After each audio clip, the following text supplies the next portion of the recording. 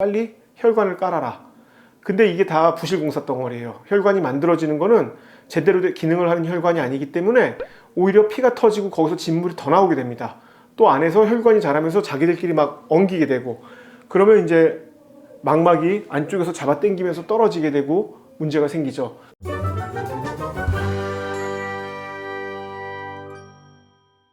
안녕하십니까. 세상을 밝게 하는 호랑이 안과 김성우 원장입니다. 오늘은 당뇨 망막병증에 대해서 좀 이야기를 하겠습니다. 당뇨 망막병증은 당뇨병이 있는 사람한테 눈에 생기는 병입니다. 말 그대로. 당뇨병이라는 거는 이제 눈에 당 수치가 올라가면서 적혈구나 여러 가지 그 혈액의 상태가 바뀌면서 혈액순환이 제대로 되지 않아서 이 몸의 혈관들이, 말초혈관들이 막히고 손상을 받게 되는 그런 혈관성 질환이 되겠고요. 눈은 안쪽은 이 망막이 있고, 망막은 굉장히 혈관이 발달된 혈관에 의존하는 조직이 됩니다.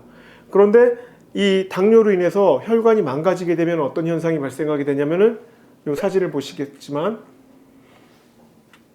이렇게 눈 속에 피가 나게 되고요. 노란 혈관이 이완하게 되면서 혈관 속에 있는 피가 나오는 게 아니라, 혈관도 물과 적혈구 이런 것들로 구성되어 있잖아요. 거기에 있는 단백질 성분이 혈관 밖으로 새나오게 되면서 혈관 밖으로 단백질과 지질들이 새어나와서 모인 삼출물들이 쌓이게 됩니다.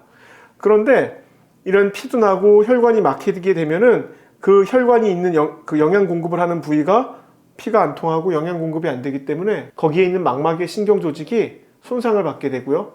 거기에 있는 세포들이 죽게 됩니다. 그러면은 물체를 보는데 문제가 생기겠죠. 또 이런 삼출물들이 모이면은 삼출물 자체가 또 C세포나 여러 가지 세포의 독성작용이 있기 때문에 그로 인해서 그 주변의 세포들이 죽게 됩니다. 그러면은 이런 눈 속에 피가 나고 피가 막히고 삼출물이 있는 자리들의 세포들이 하나하나씩 죽어나가게 되겠죠. 그러면서 눈도 어두워지고 또 시력도 떨어지게 됩니다. 이런 당뇨가 피가 안 통하면서 망막이 부어오르게 되는 경우에는 여러 가지가 있습니다. 망막 조직 자체가 붓는 경우도 있고, 위에 사진에 보듯이 망막 아래쪽에 물이 차는 경우도 있습니다. 그런 경우에 치료는 지난 편에 설명을 드린 것처럼 항체 주사나 또는 스테로이드 주사를 눈에다 주입해서 일시적으로 혈관의 기능을 올려줘서 이제 회복을 유도하는데, 이게 당뇨가 해결되지 않는 한은 그 손상은 지속적이기 때문에 약효가 떨어지면 또 재발하고 하는 과정을 겪게 됩니다. 그래서 이러한 당뇨가 손상이 오게 되고 이런 것들을 결국 당뇨 망막병증이라고 하는데, 당뇨 망막병증은 크게 두 개의 단계가 있습니다. 피만 안 통해서 망가지는 단계가 있고, 내 몸에서 피가 안 통하니까 스스로 이제 회복을 하려고 비정상적인 신호가 나옵니다. 빨리 혈관을 깔아라. 근데 이게 다 부실공사 덩어리예요. 혈관이 만들어지는 거는 제대로 기능을 하는 혈관이 아니기 때문에 오히려 피가 터지고 거기서 진물이 더 나오게 됩니다.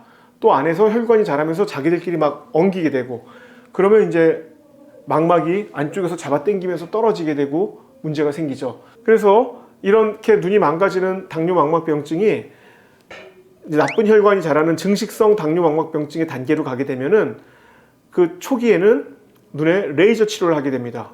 그러니까 그 얘기는 뭐냐면은 이 눈 속에서 피가 안 도는 부위를 융단 폭격을 하는 거예요. 거기서 나쁜 물질을 만들어내니까 그냥 아예 싹 레이저로 밀어버려 갖고 그 자리는 피도 안 돌고 아무런 그냥 신호 없이 그냥 마치 사막지대가 된 것처럼, 그러면 그 자리의 시기능은 잃어버리지만 최소한 거기서 나쁜 물질이 나와서 눈 전체를 망가뜨리는 건 막을 수 있게 하기 위해서 그 레이저를 이용한 광흥고 치료를 하게 됩니다. 이렇게 우리가 증식성 당뇨망막병증으로 넘어갔을 때 레이저를 치료하고 보지만 그 중에 또 1-20%는 더 진행을 해서 눈 속에 피가 터지거나 아까 말한 듯이 조직을 안에서 엉겨서 잡아당기고 하는 견인 망막박리가 동반될 수가 있고요. 이 경우는 어쩔 수 없이 유류체 절제술로, 수술로 안에 피를 걷어내고 당겨지고 있는 막들을 제거하는 수술을 하게 되겠습니다. 이 당뇨가, 그러면 환자들이 얘기를 합니다.